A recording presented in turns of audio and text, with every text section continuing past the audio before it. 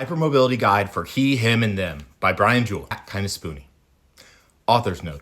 This book is intended as a practical guide to understanding and managing hypermobility spectrum disorder, HSD, and hypermobile Ehlers-Danlos Syndrome, hEDS, from the perspective of a man who has lived through the ups and downs of this condition. As a former Marine with hEDS, I know how important it is to maintain discipline, focus, and mental toughness. Yet, it's just as vital to understand when to pull back and take care of yourself. This manual aims to provide not only essential information, but also a brotherly hand on your shoulder telling you that you are not alone in this fight. Every challenge we face, physically and mentally, can be navigated and in many cases, turn into a strength. Throughout this book, I'll share personal stories, lessons learned, and practical tips for navigating daily life with hEDS. I encourage you to apply what fits your situation and set aside what doesn't. This book is meant to be a tool you can use, whether you're just starting to understand your diagnosis or have been living with hEDS for years. Table of contents. Chapter 1, Introduction to Hypermobility. What is HSD/HEDS? Why this manual for boys and men? Chapter 2, Getting Diagnosed. Recognizing the symptoms, seeking out the right professionals, dealing with medical gaslighting, standing your ground. Chapter 3, Understanding your body's limits. Learning your limits and listening to your body. The importance of pacing, recognizing injury versus fatigue. Chapter 4, Physical training and strength management. Gentle strength, building resilience without overdoing it. Exercises tailored for hypermobility management, avoiding hyperextension and injury during training, and why flexibility isn't your best friend. Chapter 5, Pain management strategies. Types of pain associated with hypermobility. Navigating chronic pain, a toolkit of solutions. Balancing medications, physical therapy, and lifestyle adjustments. Chapter 6, Navigating school, work, and physical challenges. Surviving school with EDS, what to advocate for. Workplace accommodations, how to speak up for yourself. Military life and EDS, my personal experience. Tips for athletes and physically active men. Chapter 7, Mental health and resilience. Battling the mental toll of chronic illness. Cultivating resilience, our struggles are our strengths. Seeking therapy and other mental health support. Building a network of support, family, friends, and mentors. Chapter 8, Relationships and social life. Navigating friendships and romantic relationships with hypermobility. Communicating about your condition with others. Handling dating and intimacy with a chronic illness. Chapter 9, Practical tips for daily living. Joint protection, braces, wraps, and orthotics. Managing flares and fatigue. Growth mindset, healing as weakness leaving the body. Sleep hygiene and rest, prioritizing recovery. Chapter 10, Planning for the future. Accepting change and adapting your goals. Long-term care and planning for worsening symptoms. Legal and financial planning with a chronic condition. Chapter 11, Final words of advice. Embracing your identity with EDS. Every event in my life has prepared me for the next moment. Chapter 1, Introduction to Hypermobility. What is HSD/HEDS? Hypermobility Spectrum Disorder, HSD, and Hypermobile Ehlers-Danlos Syndrome, hEDS, are conditions that affect the body's connective tissue. Collagen and other proteins that provide structures and support for skin, bones, and muscles and ligaments. When these tissues are compromised, it leads to joints that move beyond the normal range, resulting in pain, instability, and a host of other symptoms. For many men, these symptoms are often overlooked or dismissed. Society teaches us to walk it off or man up, but ignoring the signs doesn't make them go away. Understanding what's happening inside your body is the first step toward managing it effectively. Why is this manual for boys and men? Men with hypermobility often face unique challenges. Due to societal expectations and a lack of awareness, we might delay seeking help or fail to recognize the severity of our symptoms. This manual is specifically designed to address these challenges, providing guidance that's both practical and relatable. Author's note. Let me share the story of my own diagnosis. As a Marine, I prided myself on resilience and grit. Pushing through pain was second nature. It wasn't until General James Mattis, a man I deeply respect, sat me down and said, "Bryan, the bravest thing you can do right now is to take care of yourself." That is when I realized something had to change. His words hit me hard. If a leader like him saw the importance of addressing my health, who was I to deny it? Accepting that I was sick felt like admitting defeat, but it was actually the first step in reclaiming control over my life. I hope that by sharing my journey, you'll find the courage to take that step yourself. Chapter 2, Getting Diagnosed. Recognizing the symptoms. Identifying HSD/HEDS can be tricky. Symptoms often mimic other conditions or are dismissed as general aches and pains.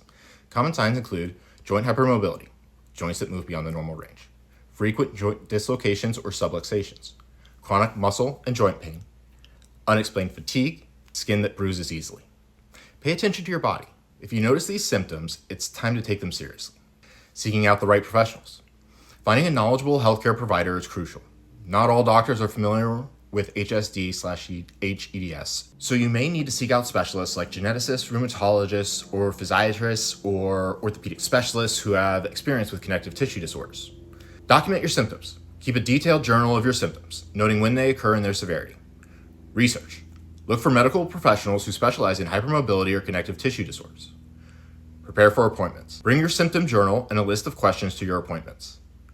Dealing with medical gaslighting, standing your ground. Unfortunately, many men encounter skepticism from healthcare providers. You might hear things like, it's all in your head, or you're too young to have these issues. Stay informed. Knowledge is power. The more you know about HSD/hEDS, the better you can advocate for yourself. Be persistent. If a doctor dismisses your concerns, don't hesitate to seek a second opinion. Assert yourself. Remember, you are the expert on your own body. Author's note. Documenting my symptoms was a game changer. I started journaling every ache, dislocation, and episode of fatigue. This tangible evidence was instrumental in getting healthcare providers to take me seriously. One tool that helped was the poor man's tilt table test to monitor my heart rate and blood pressure fluctuations. Incorporating progressive workout plans like meditation also provided valuable insights into my own condition. Number 3, understanding your body's limits. Learning your limits, listening to your body. Pushing through pain was ingrained in me from my military training and upbringing. However, with hEDS, ignoring your body's signals can lead to serious injury. Acknowledging pain. Recognize that pain is a warning sign, not a challenge to overcome. Rest when needed. Incorporate rest periods into your routine to prevent overexertion. Set realistic goals. Adjust your expectations to align with your body's capabilities. The importance of pacing. Pacing is about balancing activity with rest to manage fatigue and prevent flare-ups. Plan ahead. Break tasks into manageable chunks. Prioritize activities. Focus on what's essential and delegate when possible. Monitor your energy levels. Keep track of how different activities affect you. Recognizing injury versus fatigue. Understanding the difference between general fatigue and an injury is vital. Injury signs: sharp pain, swelling, decreased range of motion. Fatigue signs: general tiredness, muscle weakness, lack of energy. Respond appropriately. Seek medical attention for injuries and rest when fatigued. Author's note. During my time in the Marine Corps, my undiagnosed hEDS significantly impacted my physical training and combat conditioning. I can remember just doing my annual physical fitness test, my shoulder sockets would pop out when I would come to a dead hang for every pull-up. I learned to fake a dead hang range of motion and would do 6 to 7 pull-ups with my shoulders in socket, come to a dead hang and rest with them out of socket, and then replace them to do another 6 or 7 pull-ups. Looking back, I realized how dangerous that was. I learned to adapt by finding alternative ways to meet physical demands without compromising my health. Pacing and self-awareness became my tools for success, allowing me to fulfill my duties while managing my condition. Chapter 4, Physical Training and Strength Management. Gentle strength, building resilience without overdoing it. Strength training is beneficial but must be approached cautiously. Low impact exercises, swimming, cycling, and resistance bands. Focus on stability. Strengthen muscles around joints to provide better support. Professional guidance. Work with a physical therapist familiar with hEDS and hypermobility. Exercises tailored for hypermobility management. Proprioceptive training. Improves joint awareness through balance exercises. Controlled movements. Slow, deliberate motions to reduce the risk of injury. Pilates and yoga modifications. Avoid extreme stretches and focus on core strengthening. Avoid hyperextension and injury during training. Use mirrors. Visual feedback helps maintain proper form. Limit range of motion. Don't push joints to their maximum capacity. Wear supportive gear. Braces or wraps can provide additional stability. Why flexibility isn't your best friend. While flexibility is often celebrated in fitness, for those with hypermobility, it can be a double-edged sword. Risk of overstretching leads to joint instability and injury. Emphasize strength over flexibility, building muscle to support the joint. Avoid stretching routines. Focus on mobility within safe limits. While on active duty, I was a full-duty Marine. Followed standard physical training or PT protocols, which often left me injured, which then led to traditional physical therapy, which left me more injured. After I got out, discovering counter-strain physical therapy was a turning point. Unlike traditional methods that aggravated my condition, counter-strain techniques improved my strength without causing harm. Adapting my workouts wasn't about giving up, it was about finding smarter ways to stay strong. Chapter 5, Pain Management Strategies. Types of pain associated with hypermobility. Musculoskeletal pain, due to joint instability and muscle overuse. Neuropathic pain, nerve-related pain resulting from compressed or irritated nerves. Chronic pain, persistent pain that can lead to emotional and psychological stress. Navigating chronic pain, a toolkit of solution. Medications, over-the-counter pain relievers, prescription medications as advised. Physical therapy, customized exercises to strengthen and stabilize. Alternative therapies, acupuncture, massage, and mindfulness techniques. Heat and cold therapy, alleviate pain and reduce inflammation. Balancing medications, physical therapy, and lifestyle adjustments. The integrated approach. Combine treatments for holistic management. Regular assessments. Adjust plans as your condition changes. Healthy habits, diet, sleep, and stress management play crucial roles. Author's note. The mental battle of dealing with chronic pain is as challenging as the physical one. Adopting the mindset that our struggles are our strengths has been essential for me.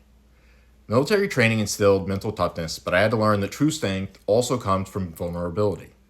Acknowledging pain doesn't make you weak, it makes you honest. This shift in perspective allowed me to seek help and find effective pain management strategies and the providers who could help me.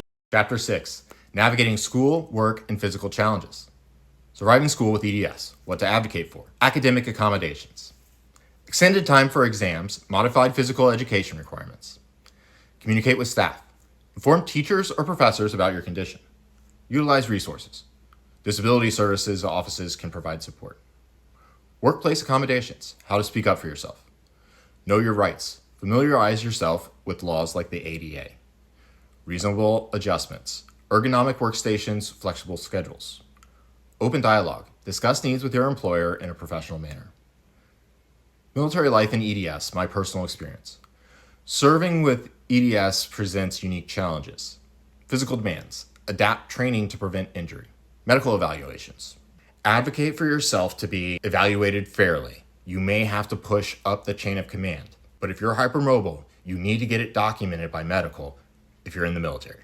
Support systems. Rely on your unit and superiors for assistance. Tips for athletes and physically active men. Customized training plans. Work with coaches aware of hEDS. Listen to your body. Don't ignore warning signs. Recovery time. Prioritize rest and healing. Author's note. Advocating for myself in professional settings wasn't easy. In the military, admitting you have limitations can feel like you're letting the team down. I adapted by catering to my strengths. I became the NCO that was always ready to slay people in swim PT sessions. I learned to modify exercises to prevent injuries while still contributing fully to the mission. Balancing work-life demands with hEDS required honest conversations and creative solutions. It's not about making excuses, it's about finding ways to perform at your best sustainably. I firmly believe that once you're diagnosed, you should recognize that you must use your brain to accomplish as much as possible. We need to use our minds to make up for the deficits that our collagen leaves us. Chapter 7, Mental Health and Resilience. Battling the mental toll of chronic illness. Acknowledge feelings. It's okay to feel frustrated or overwhelmed. Mindfulness practices. Meditation and deep breathing exercises can reduce stress. Avoid isolation. Stay connected with friends and family. Cultivating resilience. Our struggles are our strengths. Positive mindset. Focus on what you can do, not what you can't. Set achievable goals. Small victories build confidence. Learn from challenges. Each obstacle is an opportunity for growth. Seeking therapy and other mental health support. Professional help. Therapists can provide coping strategies. Support groups. Sharing experiences with others who understand. Be proactive. Don't wait for things to become unmanageable. Building a network of support. Family, friends, and mentors. Communicate openly. Let others know how they can help. Mentorship. Seek guidance from those who've walked a similar path. Reciprocate support. Relationships are a two-way street. Author's note. After surgery, I experienced PTSD episodes that caught me off guard. My mentor Tom played a crucial role in helping me regain mental clarity. His guidance reminded me that seeking help is a sign of strength, not weakness. Reaching out made all the difference. It's important to have people in your corner who understand and support you. Chapter 8, relationships and social life. Navigating friendships and romantic relationships with hypermobility. Be honest. Share your condition openly with close friends. Set boundaries. Know your limits on social activities. Stay engaged. Find ways to participate that suit your abilities. Communicating about your condition with others. Educate. Provide information to help others understand. Be patient. People may need time to adjust. Answer questions. Encourage open dialogue. Handling dating and intimacy with a chronic illness. Choose the right time. Decide when to share about your condition. For me, it's right up front. Focus on connection. Your condition doesn't define you. Adapt together. Find mutually enjoyable activities. Author's note. In my current relationships, open communication is essential. Discussing my condition has brought us closer and allowed us to navigate challenges as a team. Physical limitations can impact intimacy, but creativity and understanding go a long way. Don't shy away from these conversations. They can strengthen your relationships. Chapter 9, practical tips for daily living. Joint protection, braces, wraps, and orthotics. Use supportive devices. Prevent injuries during daily activities. Consult professionals. Get properly fitted equipment. Incorporate into routine. Make their use a habit. Managing flares and fatigue. Identifying triggers. Stress, overexertion, and lack of sleep. Develop a flare plan. Have strategies ready when symptoms worsen. Prioritize rest. Schedule downtime as needed. Growth mindset. Healing is weakness leaving the body. Embrace challenges. View setbacks as opportunities. Stay motivated. Keep long-term benefits in mind. Celebrate progress. Acknowledge improvements, no matter how small. Sleep hygiene and rest. Prioritizing recovery. Establish a routine. Consistent sleep schedule. Create a restful environment. Comfortable, quiet, and dark. Limit stimuli before bed. Reduce screen time and caffeine intake. Author's note. Adapting my daily habits made a significant difference. Simple changes like organizing my workspace ergonomically and incorporating short breaks reduce strain on my joints. Creating routines that cater to my needs doesn't limit me, it empowers me to live fully. Personally, what works for me is to focus on a mind, body, spirit understanding of the world. Every day, do something for one of each of those three domains. You do something for your body, you do something for your mind, and you do something for your spirit, your soul, the betterment of the future, so that even if you can't enjoy right now, you can see a place in the future where you'll be more comfortable or more able to handle the challenges in front of you. And that's really how we live alongside EDS. Chapter 10, planning for the future. Accepting change and adapting your goals. Be flexible. Goals may need adjusting as circumstances change. Stay positive. Focus on what you can achieve.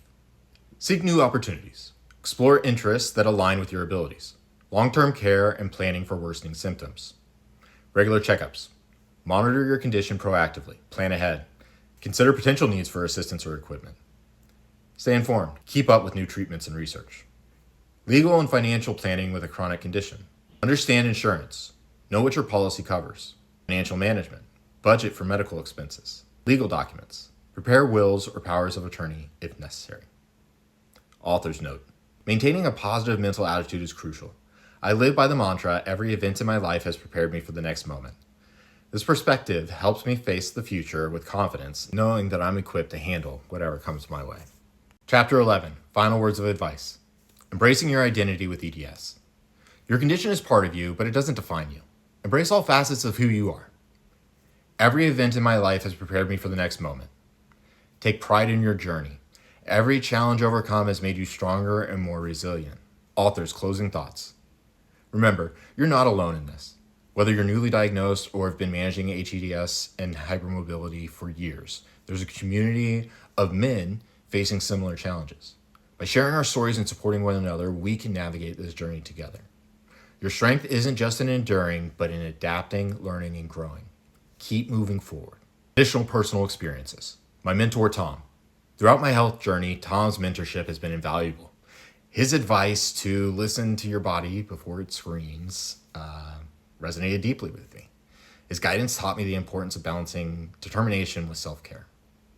General Mattis and seeking help. That February 2022 conversation with General Mattis was a pivotal moment in my life. His encouragement to prioritize my health changed my trajectory and underscored the importance of seeking help. Social media, podcasts, and books. Sharing my story on platforms like the Hacking Hypermobility podcast and working on this book have reinforced the power of community. Telling our stories not only heals us, but also inspires others. Family life. Being a father while managing Ehlers-Danlos Syndrome is a balancing act. I've learned to adapt activities to create meaningful experiences with my children without overexerting myself. It's about quality time, not just physical activities. Conclusions. This book serves as both a guide and a source of inspiration, helping men with hypermobility take control of their health while acknowledging their unique challenges. Remember, every obstacle is an opportunity to grow stronger. Stay resilient, stay informed, and know that you have the strength to navigate this journey. Use my mantras. I hope they help you. Thank you for watching. Thank you for listening. Thank you for supporting me. My name is Bryan Jewell, and I go by @KindaSpoony on all socials. Keep watching for more. Thank you.